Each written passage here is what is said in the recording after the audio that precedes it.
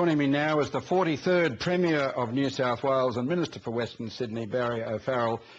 Mr Premier, welcome and congratulations. Thank you. Always happy to be here, only talking to Quentin.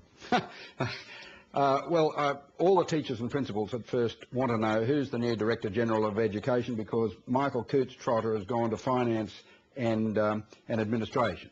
Pam Christie will act in the job for the time being. We'll advertise and get the best possible person to undertake the role of Director-General of Education New South Wales. Will it be somebody from within the department? Because it sounds as though with these other changes, Deborah Picconi out of health, Mary Foley into health, Chris Eccles from South Australia into Premier and Cabinet, you've had this in your bottom drawer for a transitional arrangement. Look, no bottom drawer, but what we've done is ensure that people are in the right jobs. So I think Michael Coutts-Trotter, as I've said before, has a future in New South Wales. Finance and services is a big portfolio. It's going to be critical to the state's future. I think he will best do it. That frees up education. And in line with the statements we've made repeatedly over the last 4 years, we'd like to see a search. We'd like to see it advertised. We'd like to ensure that we know who we appoint is the best educational person for the job. And a genuine meritocracy. Genuine meritocracy. And next week, Quentin, I'll be making statements around that Public Service Commission that I'm keen to get in place to oversight these in future. When's your first meeting with the Prime Minister and what's on the agenda?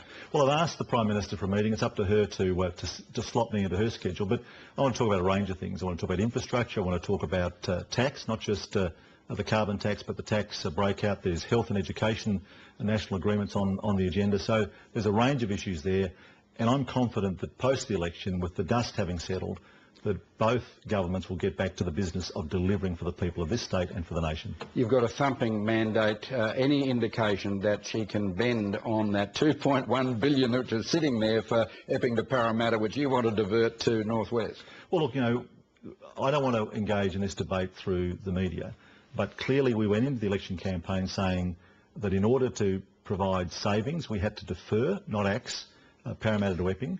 Our preference, the priority was Southwest, Northwest. That's been backed by others. We've now got a mandate for it, and I'm happy to argue that mandate with the Prime Minister. I understand governments have commitments, but I also understand in this city the biggest benefit is by building those rail links, getting traffic off the M5, the M7, the M2, and freeing up our road system. You've counted what you call a $4.5 billion black hole in the forward estimates. We'll be in deficit by 2012-13 on latest projections. Is the state now on credit watch, and is the AAA credit rating under threat following the Treasury briefing to you on Monday?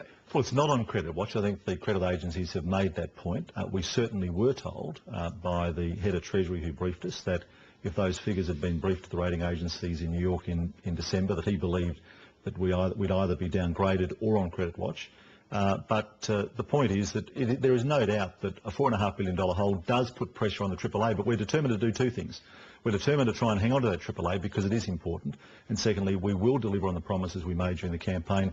That's why we had the pain at the start of the campaign of the $4 billion worth of savings. The budget's not going to come until September after you've had an audit, but it is fair to say that the AAA is at risk.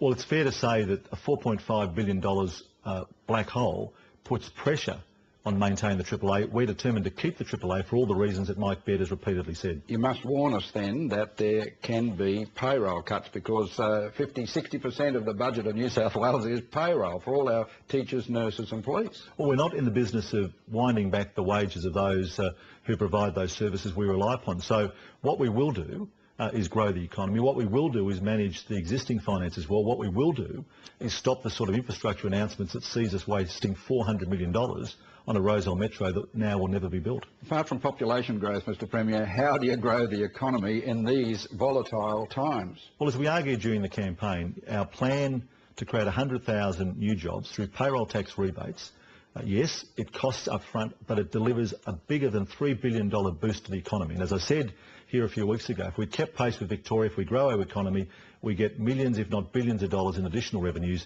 to provide the services people rely upon. OK. Do you have a Royal Commissioner in mind for your inquiry into the Roosendale Trader privatisation? Well, there'll be announcements about that next week.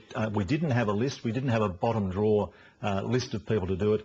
We have had discussions this week, and I'm sure that next week you'll see the announcement. I noticed that Professor Ross Garno suspects that recent electricity price rises have been inflated to gouge consumers and inflate dividends.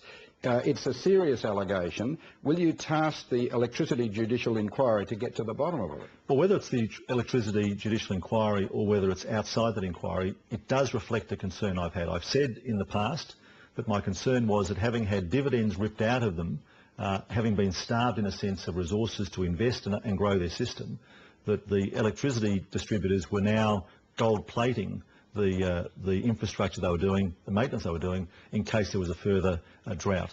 I want to make sure that what's being invested is appropriate. I want to make sure that what's being invested will deliver reliability, but importantly, I want to make sure that what's being invested isn't going to artificially or unfairly boost power prices, but particularly for people that live in country and western suburbs. The Independent Pricing and Regulatory Tribunal Act, under Section 16A, it does it does question the independence of this body, because it gives the State Treasury a power to have its cost inputs assessed, costings on dividends, rate of return on assets, ministerial directives. Are there grounds for concern that Mr Roosendahl and the Treasury, who you said you don't trust, may have inflated the prices to sweeten it for the gen trader private operators who've taken it over? Well, that will certainly be looked at by the independent judicial inquiry, but I have to say, Quentin, did Treasury, did Labor interfere? Yes, by pulling out $8 billion worth of dividends, which is what's caused the problem. We've put in place a dividend policy which will stop that happening, which will see the CEO and directors sign off saying that these dividends will not lead to price increases. I think that's the best way of fixing this in the future. But we do need to ensure that whatever investment occurs, whether it's in electricity, water or elsewhere, is justified, is appropriate and is not going to unfairly push prices up.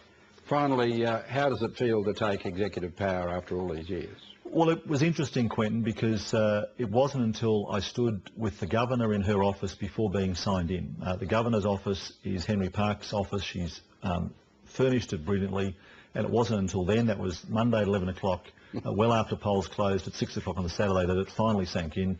This week's been interesting. Big challenges, but great opportunities for people across this state, and opportunities that my colleagues and I are happy to seize.